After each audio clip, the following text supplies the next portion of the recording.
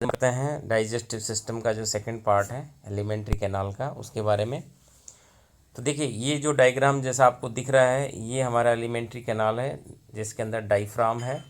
और diaphragm oesophagus इसमें अंदर जो है एलिमेंट्री कैनाल से निकलता है। ईसोफेगस डायफ्राम को छेदता हुआ बाहर, और फिर ये स्टमक वाला पार्ट है, इसके साइड में लीवर की लोब है। स्टमक के बाद में इसमें यहाँ पे ड्यूडिनम होती है जिसको ग्रहणी कहते हैं। ग्रहणी जो है वो जेजुनम में खुलती है, छोटी आंत का पार्ट है। उसके बाद में वो ईलियम में खुलती है, वो भी छोटी आंत का पार्ट है। ये वाला जो हिस्सा है ये ईलियम है। ईलियम के बाद में ये सीकल जंक्शन है, और इससे फिर कोलोन निकलता है, बड़ी आंत का पार्ट है। असेंडिंग कोलोन, ट्रांसवर्स कोलोन, और ये डिसेंडिंग कोलोन। ये डिसेंडिंग कोलोन है। इसके बाद में एक कोलोन जो है ये कहलाता है सिग्मोइड कोलोन, और ये जा कर के रेक्टम में खुल जाता है। तो ये हमारा मुख्य जो पार्ट है डाइजेस्टिव सिस्टम का, जिसके अंदर स्टमक और इंटेस्टाइन आती हैं। इस डायग्राम में यहाँ दिख रहा है कि ये रेक्टम होता है। रेक्टम के बाद में एनल कैनाल होता है, और फिर लास्ट में एनस पाया जाता है एनल कोलम के थ्रू, जिसके अंदर अलग अलग मसल्स पाई जाती हैं। जैसा कि यहाँ हम देख सकते हैं, ये इंटरनल स्फिंक्टर मसल्स होती हैं, ये इनवॉल्यूंटरी मसल्स होती हैं जो कि अनैच्छिक होती हैं। ये एक्सटर्नल स्फिंक्टर मसल्स होती हैं, एनल मसल्स होती हैं जो कि वॉलंटरी होती हैं, जिनके संकुचन से जो मल है वो आंतों से बाहर निकलता है। तो ये जो डायग्राम है जिसमें हम देख सकते हैं कि लीवर और किस प्रकार से पेनक्रियाज होता है और किस प्रकार से कोलोन पाया जाता है। तो ये हमारा एलिमेंट्री कैनाल का पार्ट है। देखते हैं ईसोफेगस के बारे में। ईसोफेगस मुख ग्रसनी गुहा के पश्च भाग में दो छिद्र पाए जाते हैं।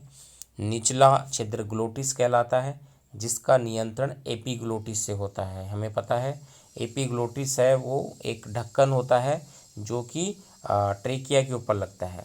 ऊपरी तथा पृष्ठ छिद्र जो होता है वो गुलेट होता है, जिसको निगल द्वार भी कहते हैं, और ये ईसोफेगस में खुलता है। यानी हमारी जो ग्रसिका है उसका जो गेट है, उस गेट को हम गुलेट कहते हैं, इंग्लिश में गुलेट कहते हैं, या फिर उसको निगल द्वार कहते हैं। ये हमें याद होना चाहिए। ईसोफेगस डायफ्राम के माध्यम से उदर गुहा में जे आकृति की संरचना जैसी संरचना होती है उसमें खुलती है आमाशय में। जिस स्थान से ईसोफेगस डायफ्राम को भेदती है हाइट्स कहलाती है। डायफ्राम्स से निकल कर के जो ईसोफेगस इसमें स्टमक में आती है, इसमें खुलती है, वो उसको हम हाइट्स कहते हैं। ईसोफेगस के एक तिहाई आरंभिक भाग में ऐच्छिक पेशियाँ पाई जाती, जबकि मध्य भाग में ऐच्छिक और अनैच्छिक दोनों पेशियाँ पाई जाती है, और शेष एक तिहाई भाग में अनैच्छिक पेशियाँ पाई जाती है। मतलब जैसे हम किस चीज़ को निगलते हैं तो ऊपर वाला भाग है उसमें तो हमारी वॉलेंट्री मसल्स होती हैं, हम उसको निगल सकते हैं, जबकि निचले हिस्से में अनैच्छिक पेशियाँ पाई जाती हैं। और ईसोफेगस की लंबाई जो गर्दन पे निर्भर होती है। कुछ जीव होते हैं उनमें ईसोफेगस बहुत लंबी होती है क्योंकि उनकी गर्दन लंबी होती है। जैसे सबसे लंबा ईसोफेगस जिराफ में पाया जाता है। ओके, नेक्स्ट बात करते हैं हम स्टमक की। उदर गुहा में बाईं तरफ स्थित जो है वो एक आमाशय होता है। ये आहार नाल का सबसे चौड़ा भाग है।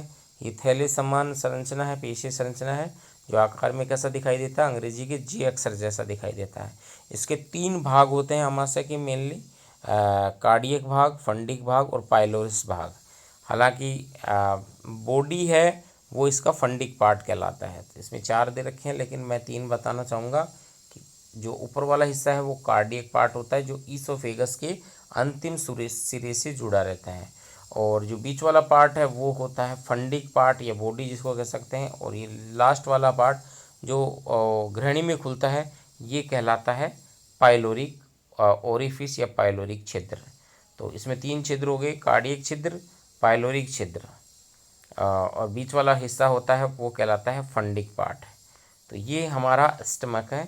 स्टमक को हम एक बार फिर थोड़ा सा डिटेल में देख लेते हैं। इसके थोड़े स्ट्रक्चर ये है।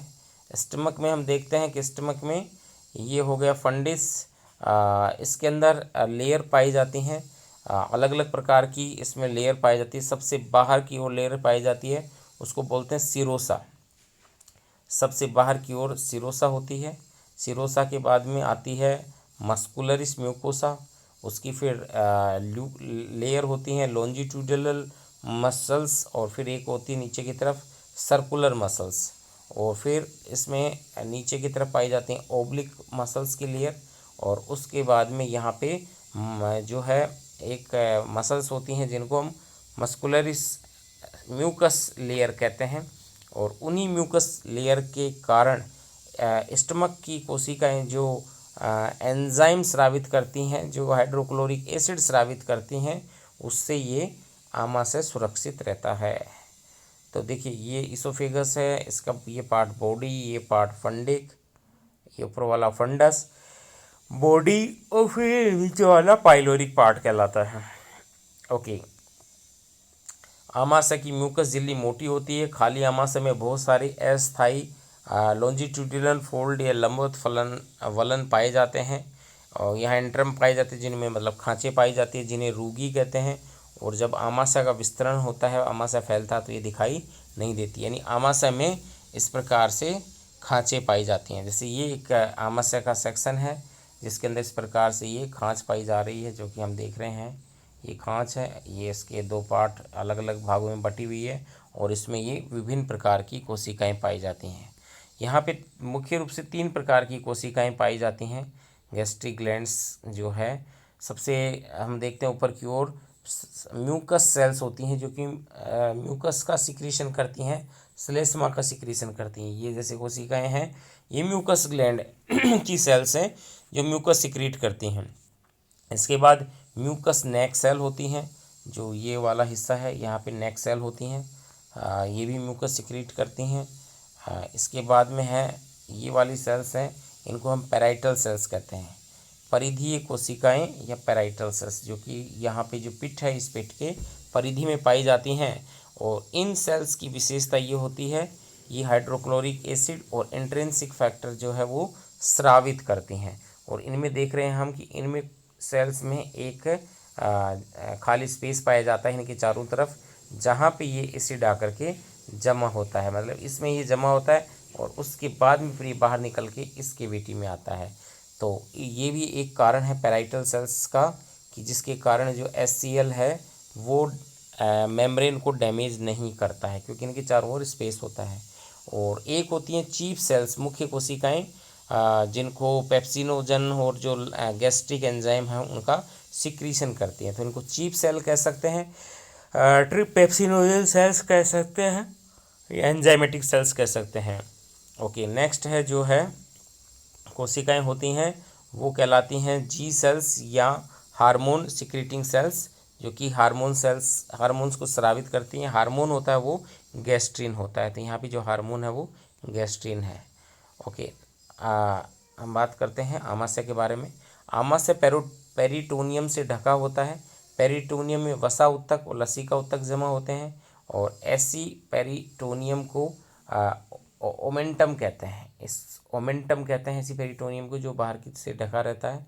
आमाशय की बाईं वक्रीय सतह बड़ी ओमेंटम ग्रेटर ओमेंटम कहलाती है, जबकि दाईं वक्रीय सतह छोटी ओमेंटम कहलाती है। बाईं तरफ का भाग है बाईं ग्रेटर ओमेंटम कहलाता है। आमाशय में 4 से 5 घंटे तक भोजन का संग्रहण होता है। आमाशय की पेशीय दीवार के संकुचन द्वारा भोजन अम्लीय जो गैस्ट्रिक जूस है उसमें पूरी तरह मिक्स हो जाता है, और यहाँ इस भोजन को हम कायम कहते हैं। भोजन को आमाशय में आने के बाद में प्रोएंजाइम पेप्सिनोजन हाइड्रोक्लोरिक अम्ल के संपर्क में आने से ये कन्वर्ट हो जाते हैं, यानी पहले ये जाइमोजन होते हैं, एंजाइम जो स्रावित होते हैं, जैसे पेप्सिनोजन है, ट्रिप्सिनोजन है, और ये क्या होते हैं, तुरंत हाइड्रोक्लोरिक एसिड के संपर्क में आते ही ये एक्टिव हो जाते हैं, यानी एक्टिव एंजाइम में कन्वर्ट हो जाते हैं। ओके, पेप्सिन प्रोटीन जैसे प्रोटियोजेज पेप्टोन्स पेप्टाइड्स में बदल देता है प्रोटीन्स को। और जठररस में उपस्थित श्लेष में म्यूकस एवं बाइकार्बोनेट जो है श्लेष में उपकल स्तर का स्नेहन और अत्यधिक सांद्रिक हाइड्रोक्लोरिक अम्ल से उसका बचाव करते हैं। तो ये म्यूकस जो है, ये मैंने कहा म्यूकस मेम्ब्रेन की तरह भी कार्य करता है, और हाइड्रोक्लोरिक एसिड जिसका pH 1.8 होता है, ये हमें ध्यान रखना है। 1.8 इसका पीएच होता है और ये बहुत ही तेज एसिड होता है। जो छोटे बच्चे होते हैं उनका जो गैस्ट्रिक जूस है, उनके जो आपका ये आमाशय है, उसमें रेनिन नामक एंजाइम पाया जाता है जो दूध का पाचन करता है और दूध के प्रोटीन को पचाने में सहायक होता है। जठर ग्रंथि में थोड़ी बहुत लाइपेज एंजाइम भी साबित करता है जो कि लिपिड का पाचन करता है, लिपिड को तोड़ता है फैटी एसिड में।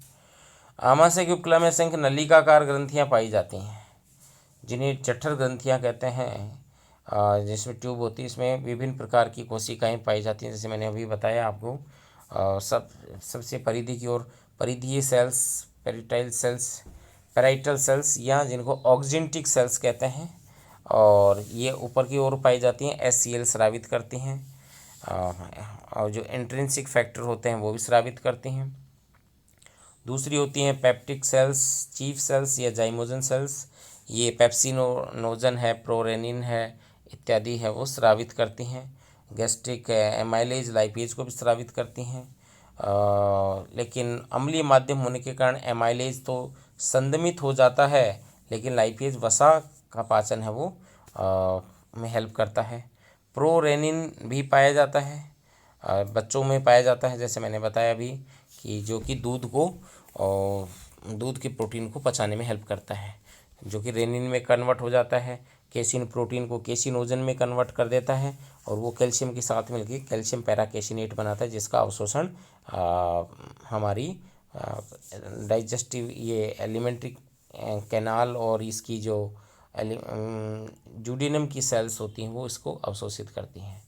इसमें श्लेष्म सेल्स होती हैं और ये आमाशय की पूरी उपकला स्तर पे पाई जाती हैं, जो कि म्यूकस का सिक्रीशन करती हैं। इनको हम गोबलेट सेल कहते हैं, they are known as goblet cells. सामान्यतः जठर ग्रंथियों की आधारी भाग पे अंतःस्रावी ग्रंथियाँ पाई जाती हैं और ये अंतःस्रावी ग्रंथियाँ जी सेल कहलाती हैं, जो कि अलग अलग प्रकार के हार्मोन जैसे कि गैस्ट्रिन हार्मोन का सिक्रीशन करती हैं। गैस्ट्रिन हार्मोन में क्या क्या होते हैं, इनमें सोमेटोस्टेटिन होता है, सेरोटोनिन होता है और हिस्टामिन होता है। अलग अलग प्रकार की कोशिकाएं होती हैं, डी सेल्स होती हैं, एंटेरोक्राइनिन सेल्स होती हैं और जी सेल होती हैं। तो ये सारी सेल्स हैं वो गैस्ट्रिन का स्रावण करना, हिस्टामिन का सिक्रीशन करना, सेरोटोनिन का सिक्रीशन करना, एंटेरोक्राइनिन का सिक्रीशन करना, ये जो है जठर ग्रंथियों के आधार भाग में पाई जाने वाली हार्मोनल सेल्स होती हैं। सोमेटोस्टेटिन जो ग्रोथ हार्मोन, जिसको हम कह सकते हैं आहारनाल से मुक्त होने वाले हार्मोन को संदमित करता है। सेरोटोनिन चिकनी पेशियों को उद्दीपित करके रुधिर को संकुचित करता है, रुधिर पेशियों को, जबकि हिस्टामिन चिकनी पेशियों को शिथिल करके रुधिर वाहिनियों को फैलाता है। गैस्ट्रिन हार्मोन जो है जठर ग्रंथियों से जठर रस के स्रावण को प्रेरित करता है। जी कोशिकाएं पाइलोरिक क्षेत्र में उपस्थित होती हैं तथा गैस्ट्रोन हार्मोन का स्राव करती हैं और संग्रहण करती हैं। आंत की बात करें, आंतें जो है इंटेस्टाइन जिनको कह सकते हैं वो दो प्रकार की होती हैं, छोटी बड़ी, लार्ज स्मॉल। छोटी आंत के 3 पार्ट होते हैं, ड्यूडेनम, जेजुनम और इलियम, जिसमें सबसे बड़ा जो पार्ट होता है वो होता है इलियम, क्षुद्रांत जिसको कहते हैं। ग्रहणी सबसे छोटी होती है। ग्रहणी की जो लंबाई है वो 25 सेंटीमीटर तक होती है, छोटी आंत का शुरुआती भाग है। ग्रहणी जो है वो स्टमक के पाइलोरिक भाग से जुड़ी रहती है। निचला भाग गतिशील बहुत लंबा कुंडली नलिका के रूप में होता है, जिसे जेजुनम कहते हैं, और उसके नीचे का भाग क्या कहलाता है, क्षुद्रांत या इलियम कहलाता है। पचित भोजन के अवशोषण के लिए बहुत बड़ा सरफेस एरिया की आवश्यकता होती है, इसलिए इसमें कुछ अनुकूलन होते हैं।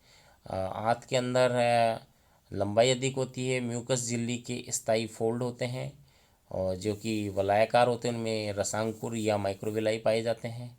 ऐसे जो फोल्ड होते हैं उनको प्लेकी सर्कुलरिस या कर्करिंग के वाल्व कहते हैं, या उसका नाम है वाल्यूली कोनिवेंटी है भी कहते हैं। यानी छोटे छोटे फोल्ड पाए जाते हैं, उभार पाए जाते हैं, जिनके द्वारा जो भोजन है उसका अवशोषण किया जाता है। बड़ी आंत होती हैं, इसके भी 3 भाग होते हैं, जो इलियम से जुड़ा रहता है, क्षुद्रांत से जुड़ा रहता है, उसको सीकम कहते हैं।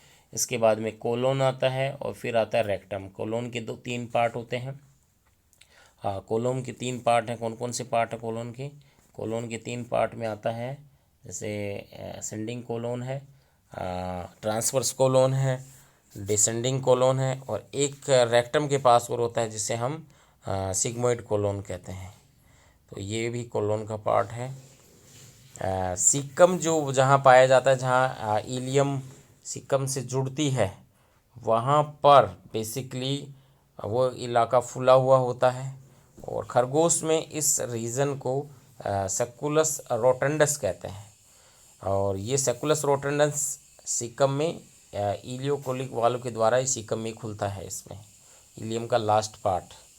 तो ये इसलिए होता है कि ताकि जो खरगोश हैं उनका जो मल है वो छोटी छोटी गोलियों के रूप में बाहर आ सकता है।